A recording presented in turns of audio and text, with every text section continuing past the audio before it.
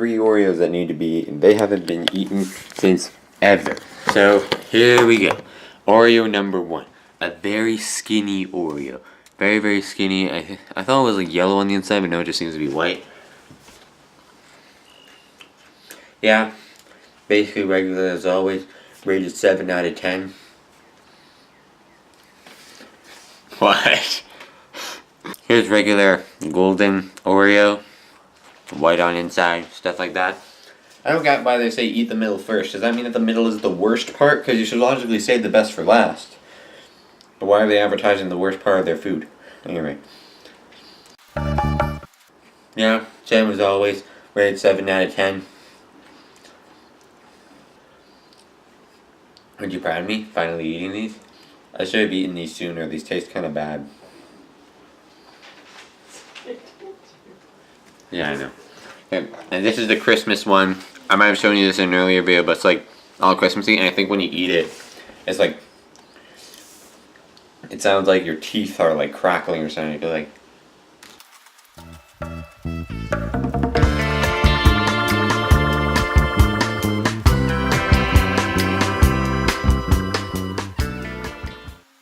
okay, well that's disappointing. It's not making any noise at all. Normally it goes like, yeah, it's making like crackling noise. Sounds like they're like robbing my mind, like it's a mind robber. This introvert would have been so much better if it actually made the sound effect. Hey, what's up guys, this is Prominent Man, your favorite YouTuber here. Okay, I'm sick of these videos being 40 minutes long and I have to edit them down, so I'm gonna try and go quickly. Okay, so, The Mind Robber. The video transfers to DVD. I took the data from a VHS and put it onto a DVD, so no one's gonna be upset that I don't actually have the DVD. Okay, good. Point, I got this from Stuart Review stuff, but so, The Dominoes was originally a 6-parter, but they decided that there wasn't much stuff to work with, so they cut it down to 5, but then that meant that since they took an episode off that one, they would have to add another episode into this one. Luckily, the very next story, The Mind Robber, was a very interesting one to do because it's like creative and stuff is happening all over the place. So they added a 5th part onto The Mind Robber, which was originally a 4-parter, which was an excellent idea, except for the fact that when you actually stop to think about it, literally every single episode in this story is roughly 20 minutes rather than the regular 25 minutes, adding up to 100 minutes. Literally the length of a regular 4-part story with 25 minutes each. A 5-parter of 25 minutes each would normally be 125 minutes. A full 25 minutes more than 100, meaning it's basically a 4-parter. But anyway, let's get into it. Oh, and also, and funny story is that this one has, normally I would do like, for a 5-parter, for a video transfer, I would do part 1 to 3 on one disc, and then parts 4 to 5 on the other, but like this one, I remember this was ages ago, but like I was really freaking out because the video transfer was not working out, so after it did 2 parts successfully, I just wanted to finish it, and then I did 3, 4, and 5, and that was fine. Also, fun fact is that this is actually the only video transfer to DVD of the Patrick Troughton era, but that I have. Okay, anyway, let's go. Apparently if I film the TV like this, it will help stop the copyright robots from coming knocking on my door, but yeah, so, oh, I guess this is before the 20th Century Fox logo came in.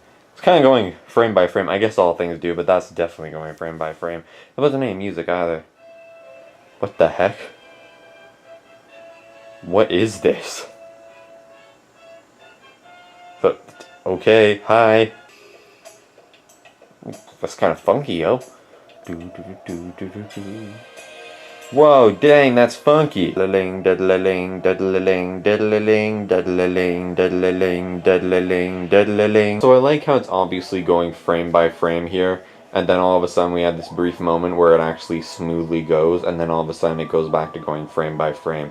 So normally when I video transfer these, it's because at the time the DVDs were just too oddly expensive. Also, for continuity, people who really pay attention to continuity, first of all, the Doctor's hair is different. Stuart Review stuff noticed that. But then also, like, at the end of the Dominoes, Jamie says, yeah, but we're still on the island. And the Doctor goes, oh my word. And this one, it's just, Jamie goes, come on, Doctor, will you look? And he's like, oh my word, into the TARDIS quickly. But whatever. So anyway, so they get into the TARDIS because they're nervous that the volcano is going to destroy it, despite the fact that I thought it was supposed to be invincible, but this is an alien planet, so why not? And then, what the heck is going on here? There's lava on the TARDIS. So, like, what? Basically, the Doctor goes haywire, they play a few scenes from the Wheel in Space reconstruction, and then the Doctor apparently shoves the TARDIS out of time and space. Also, I like this line where it says, like, we're gonna get the TARDIS out of reality, and Jamie says, finally, reality's getting too hot anyway. That's a pretty funny line, but it reminds me of Avengers Infinity War, just a plot line that just, I don't really get, which is, so there are 6 stones, space, mind, power, reality, time, and souls. I get that. I don't get what the souls and the Mind Stone do, and I have no idea how a Mind Stone and a Soul Stone could exist at the beginning of the universe when an actual mind or soul that we know of wouldn't exist for quite a very long time. But what is the Reality Stone? What are the limits of that? Couldn't the minute that Thanos got the Reality Stone, he just close his fist, activate it, and then magically he has all the other stones? That would be manipulating reality. I don't know, I think that anything that could control reality is kind of just a very broad term. Okay, I just want to show you this scene. Jamie tells Zoe to change, and then it's like, there's not even a fade, it's just cut, and then here, she's in this outfit, like hardly any time seems to have passed at all. Although I suppose if she's from the year 2050 something, I suppose that she could have, like, super speed changing or whatever, but then anyway, so she says the Doctor basically in code, like, please can we just go outside the TARDIS, I want to know what nothing looks like. Yeah, what is nothing? Because, like, if you land somewhere there's space, so that's something. Like, you take, like, a cup, there's still air in the cup, so, like, I guess, like, you just explode is a reasonable explanation, but then there'd still be there'd be something. That's not, nothing. Okay, anyway, but then we have this scene that just makes me, okay, I don't normally use this word, but it makes me cringe. When the scanner shows Jamie his home in Scotland to lure him to come outside.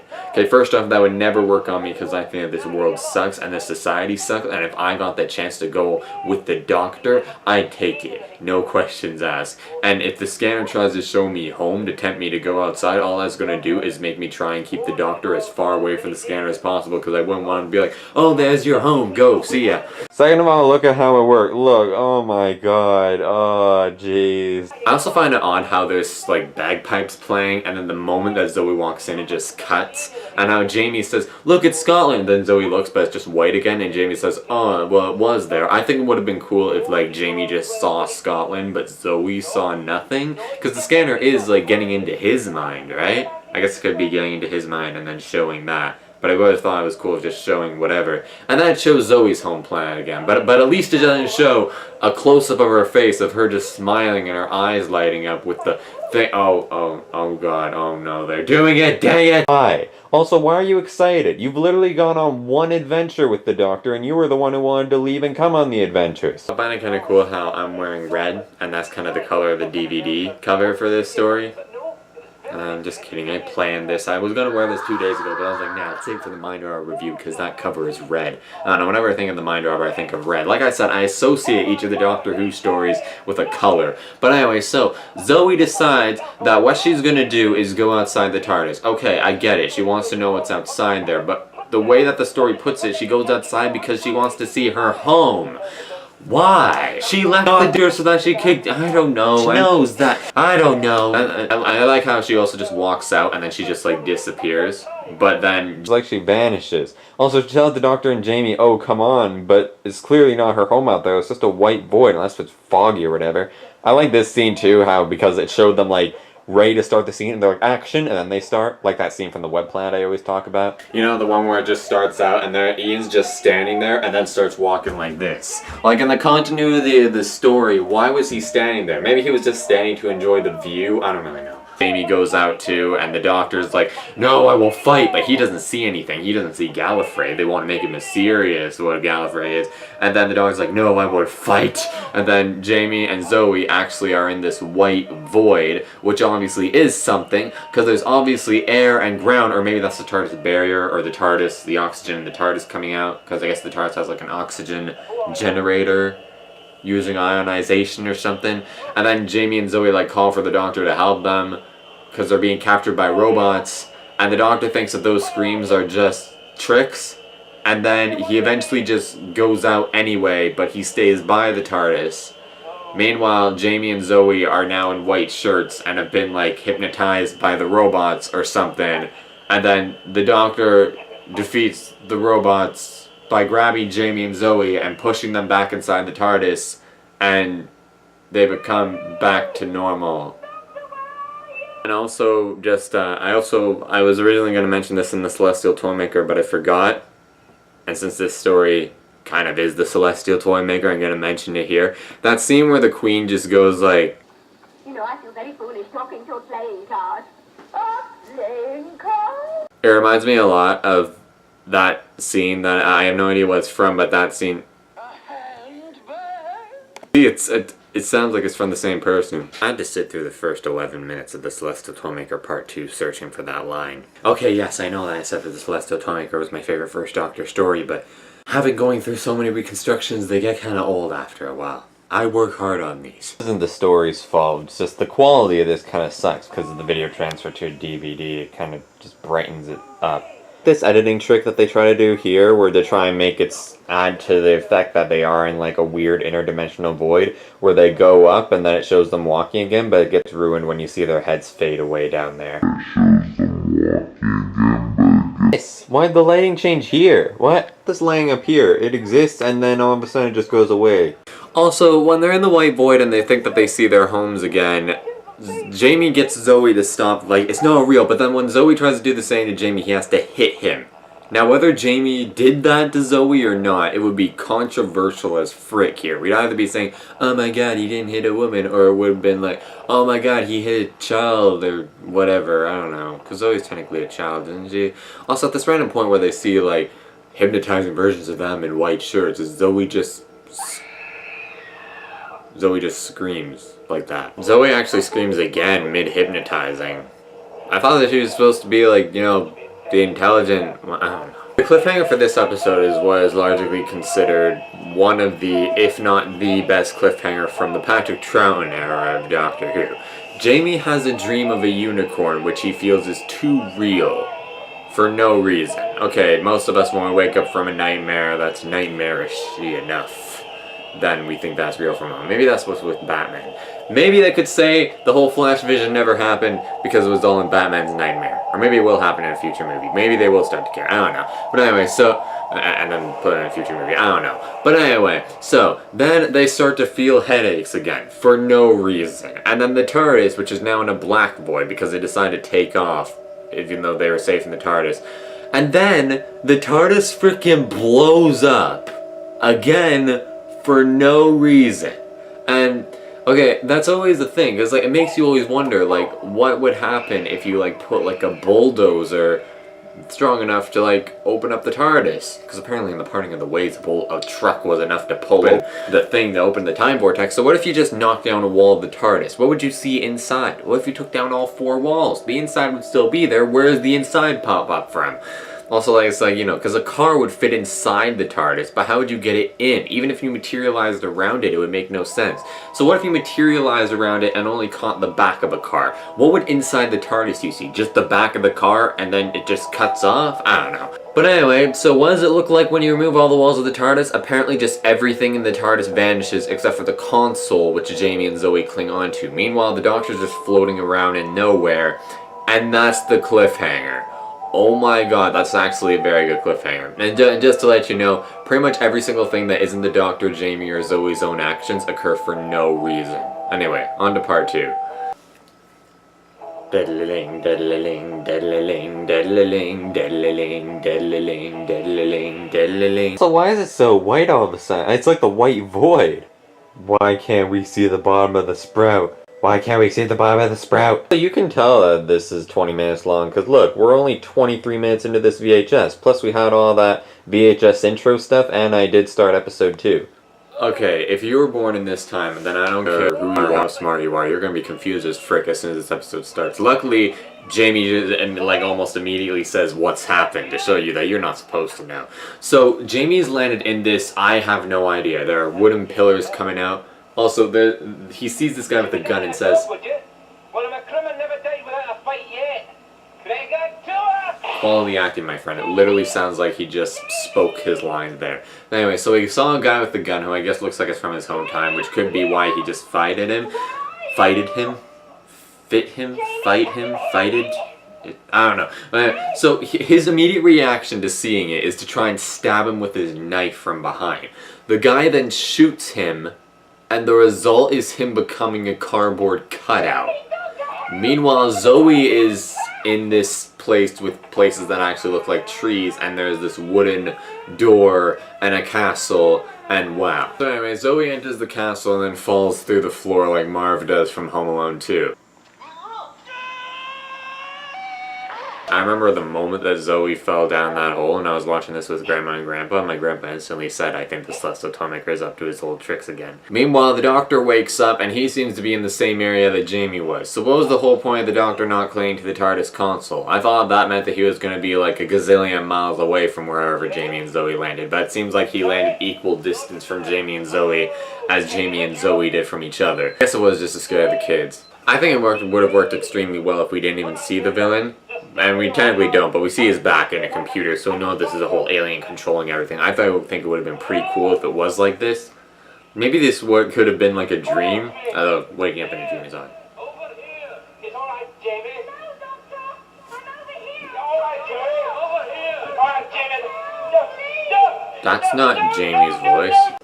So the doctor asks Jamie to count to 10 instead of just count continuously, unless the doctor thinks that Jamie's incapable of counting past 10 because the doctor seems to hate Jamie now for some reason. I'm taking it from the Dominators. But anyway, so the doctor's looking around. Jamie has stopped counting, so instead of asking Jamie to continue counting, the doctor just goes around. Maybe he did ask and he just didn't answer. But he does mention how the forest is dark and then immediately lights up, and his immediate response is, why thank you, whoever you are. That's pretty much what I would say too as a joke.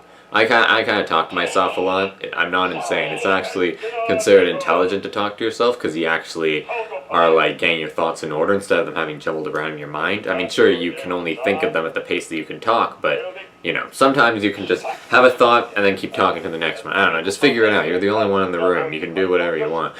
But anyway, so the doctor goes and hides behind a tree from wind-up soldiers and then meets an actual soldier who seems to speak French, and the doctor doesn't speak French, which from a continuity point is like nails on a chalkboard because of the TARDIS Universal Translator. I need to cough. So the soldier accuses the doctor of being pretty much every kind of criminal out there. Murderer, pickpocketer, robber, whatever. And the doctor's excuse for not being a traitor is, how can I be a traitor when I don't know where I am? That's not really how being a traitor works. What you could have said was, how can I be a traitor when, like, who the frick are you? Like, I'm not a traitor to you, obviously. But anyway, when the doctor asks where he is, the soldier says, I cannot tell. From the first time I have watched this story before, but from the first time that I watched this story, when he said I cannot tell, I thought that implied that, like, he knew, he just wasn't allowed to tell. It was like a secret. And the doctor says, well, that makes two of us. And I was thinking, like, oh, that's kind of smart, because neither of them can tell. He can't because it's a secret, and he can't because he doesn't know. But I think now the doctor at least thinks that it's both of them have no idea. And then the doctor asks who runs this place, and the guy says an answer that we all kind of just want to forget. The only way that you cannot know who the master is if you're literally just watching Classic Who from the beginning and haven't learned anything about what happens afterwards. Unless if you just watched the Matt Smith era or something. Anyway, either way, you'll find out who the master is soon enough, and it's not the master. You'll find out. So the doctor gets the soldier to go away by him simply getting bored and then going away, specifically when the doctor didn't want him to go away because he wants to find out more. The doctor's next obstacle is running to a whole bunch of other school children again. So many references to the Dominators, and then, I want to say British children, like from Batman. Our citizens, I admire the way all you British children triumph over this danger. I wonder if these school children were a fan of Doctor Who and were excited to be on Doctor Who. I don't know. But anyway, so they start asking him a bunch of riddles, and it's stupid, and there's a sword, and he's like, what can what, you rearrange swords? And he's like, oh, you rearrange the letters, and it's words, and then a dictionary falls over, because it's a book of words. But, okay, these riddles, hang on, wait, listen to these.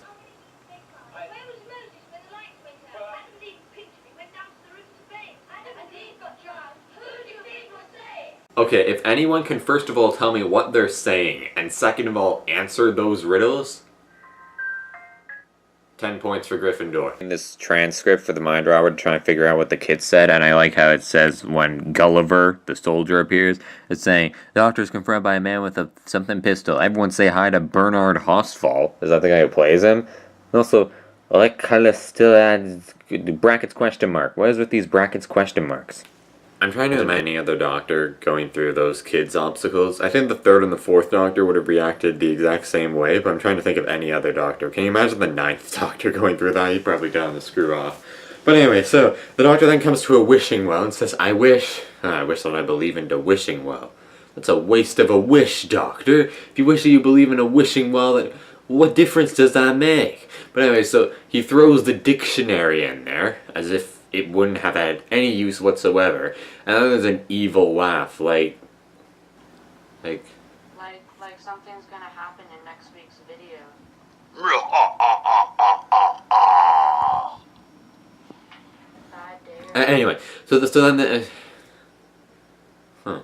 Anyway, but then the doctor comes across his next obstacle. So he sees a safe. He sees the cardboard cutout of Jamie. He sees mist with a floating M and a T with a cross through it, and a hand with an H crossed out through it. So he comes to the conclusion, Jamie, mist minus M and T is safe, hand minus H is and, well. So Jamie is safe and well. Wow. How he came to that conclusion. It sounds like 60s Batman to me. Maybe the show was trying to be like 60s Batman, because this is in the time when 60s Batman was around. And this leads to probably one of my favorite, if not my favorite, line from the Patrick Troughton era. Jamie is safe and well. Oh, now I've lost his face. So the doctor's presented with all these eyes and noses and mouths, I don't know, and that multiple mouths, and he has to put the face normal, but he doesn't because the actor who played Jamie wanted to go away for the week, so he just filmed that beginning scene, which is probably why he sounds so grumpy saying his lines, because he just wanted to go on vacation, and then the doctor gets the face all wrong, and then Jamie goes away for the week and is replaced by dude. The doctor takes a mirror out of his pocket that he just so happens to have to prove it. Meanwhile, they go, and the doctor tries to question Jamie, and Jamie's like, oh, ever since the TARDIS broke up, and the doctor's like, it did what? When I first watched it, I thought that meant because the doctor screamed that because it was like, that he knew that it was the real Jamie now, but I guess the doctor was unconscious, so he wouldn't know that. So then why does he think that this is the real Jamie? Like, for all he knows that he could be lying about the TARDIS breaking out. They find Zoe behind a wall with a door painted on it, and Jamie asks, how do you open a door that isn't a door? Jamie, why would you ask that? It's a wall with the door painted on it. I don't think it's meant to be open. But it is, because this is the mind robber, and the doctor simply says, when there's a door, not a door, when it's a jar. Anyone who's played the Impossible Quiz 2 knows that. And then it converts into a jar, and Zoe's inside the jar, so then they get Zoe. Anyone who's like watched some random classic Who, like is not anyone who just watched some random classic Who stories, if they drink anything and then go and watch this one, they're gonna think that something's wrong with their drink. Anyway, so they find out that this is a whole forest of letters, and each of the wooden trees are actually a letter. I zoomed in too much because I forgot that I was doing this zoomed out. But anyway, so despite the fact that these clearly aren't trees, why not? It's not even a clue. They just say proverbs. When was the last time they heard the word proverb? Like sayings, like, you know, look before you leap. That one man's trash is another man's treasure. But, like, so they find the soldier again, and the doctor introduces Jamie and Zoe as his companions. Like, honestly, like, without Doctor Who, would you have even heard of the word companion? Or used it often? Anyway, so the soldier busts them and they get caught by the wind-up soldiers because he doesn't see them, and then, you know, it's understandable, and, you know, it's an understandable scene. But then they get taken to an exit anyway that Jamie saw, because Jamie saw in the script it said, oh, I think I see an exit, oh, there it is. But he says, oh, I think I see an exit, oh, there it is, but whatever. And then they get taken to a unicorn who charges at them like in Jamie's dream. Jamie didn't have to dream of it beforehand, but he did. Because they needed more runtime, even though the episode was too short already. Anyway, time to switch the discs up.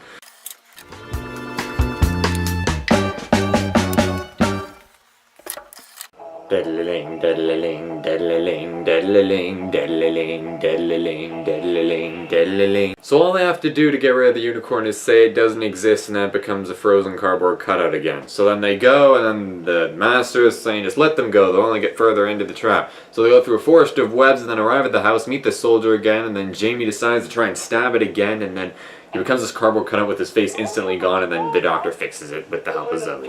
I like how the actor who plays Jamie, you know, like, this is his only time playing Jamie, so he goes out with a form of glory. You again. I'll sort you this time. Bring it to him! That's acting, my friend. I wonder how long it will take him to get to the heart of the mystery. I remember watching this with Dad, and my dad's just like, if they take 2 rights, they're pretty much there. I just want to mention this. Look at this pickle. Okay, it's not that weird on this side, but look at this side. It's literally yellow. The pickle is literally the color yellow. Wow, okay.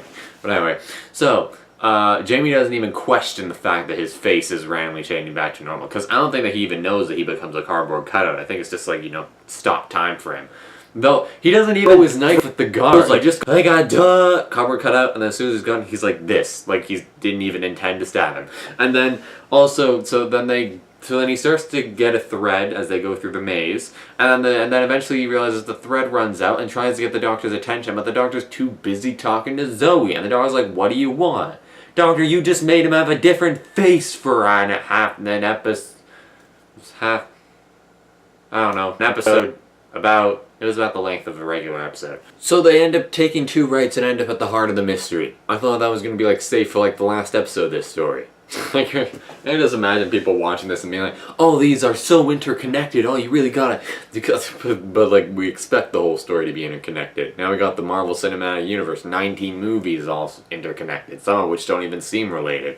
But anyway, so the heart of the mystery, this big reveal, is actually just a Minotaur, which again, they just have to say it doesn't exist, and then this time he just disappears completely, mainly because they didn't really have a Minotaur. So they don't even show the Minotaur. They just kind of show them reacting to it. They do show this shadow. So why don't they just show the costume that they have here to make this shadow? Because they obviously have a costume to make that shadow. I guess it might have just looked horrible, but... Oh, okay, there it is. So they meet the soldier guy again, and the doctor determines that he's Gulliver's Travis from a book, a fictional book. And he's saying, like, this is a world of fiction. Unicorns, Minotaurs, Gulliver's Travis. I feel like I said that before. I don't know. Okay, do you know what? Okay, you already knew this, but this video is already 31 minutes long, plus that intro that I filmed whatever back, however long that is. So I'm gonna have to split this into 2 parts, guys. Like, normally with stories like this, I can just, like, breeze through the events, but this one, like, you miss a single event, and, like, yeah, some of them are just kind of stupid, but, like, they're all interconnected. Each one has to do with the next one, so... Whatever, guys, we'll continue part 3 and do parts 4 and 5 next time. Is this show great? Yeah, it really is. It's just, don't think about it. Just enjoy yourself, like Justice League. Anyway, thank you all so much for watching this video. I hope you enjoyed. If you did, please leave a like so I know they enjoyed it. If you didn't like it, please leave a dislike so I know that you did enjoy it. Leave a comment down below if you liked how much it feels awesome, guess motivation, encouragement. If you didn't like it, please leave a comment below saying why you didn't like a second proof next time as well. It won't be able to prove it, just guaranteed it is for a like. Thanks again so for watching. And so as always, I'll see you next time. Bye bye. I also like how he recommends curved trail for this traffic thing. I like how he said it like angrily, like he didn't even want to say it, like he doesn't agree with it. Always do your curb drill. I also like how it ends so awkwardly with him holding a kid